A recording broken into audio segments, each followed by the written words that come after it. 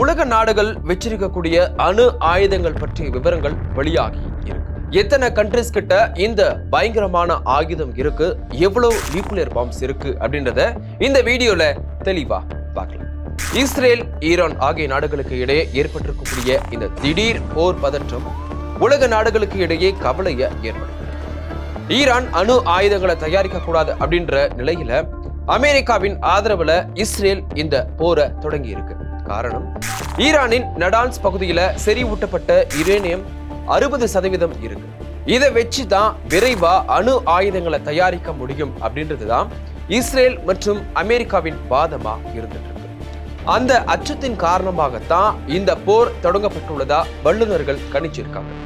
இந்த நிலையில உலக நாடுகள் வச்சிருக்கக்கூடிய அணு ஆயுதங்கள் பற்றிய விவரங்கள் வெளியாகிட்டு வருது. உலக அளவுல அணு ஆயுதங்கள் வச்சிருக்கக்கூடிய நாடுகள் பாதுகாப்பு ரீதியிலும் வலிமை வாய்ந்ததா பார்க்கப்படுது.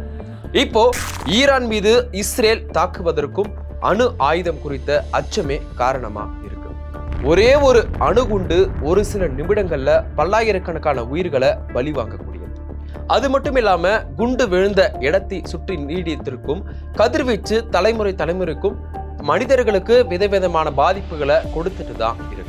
1945 ஆகஸ்ட்ல ஜப்பானின் ஹிரோஷிமா நகர் மீது உலகின் முதல் அணுகுண்ட வீச்சை அமெரிக்கா நடந்துச்சு. இதுல 1,40,000 பேர் கொல்லப்பட்டாங்க. அமெரிக்கா போட்ட குண்டே அணு ஆயுதங்கள் எவ்வளவு கொடூரமானது அப்படின்றதற்கு இதுவே ஒரு உதாரணம். உலக அளவுல இப்போ 9 நாடுகளிடம் அணு குண்டுகள் இருக்கு. நம்பர் 1, ரஷ்யா கிட்ட அதிகபட்சமா 5,449 அணுகுண்டுகள் இருக்கு. நம்பர் 2, அமெரிக்கா கிட்ட 5,277 அணுகுண்டுகள் இருக்கு. மூன்றாவது சீனா கிட்ட 600, 4 பிரான்ஸ் கிட்ட 290, 5வது பிரிட்டன் கிட்ட 225 அணுகுண்டுகளும் இருக்கு. 6வது இந்தியா கிட்ட 180 அணுகுண்டுகளும், 7வது பாகிஸ்தான் கிட்ட 170 அணுகுண்டுகளும் இருக்கு. 8வது இஸ்ரேல் கிட்ட 90 அணுகுண்டுகளும், வடகொரியா கிட்ட 50 அணுகுண்டுகளும் இருக்கு. உலக அளவுல சுமார் 12,331 அணுகுண்டுகள் இருப்பதா மதிப்பிடப்பட்டிருக்கு.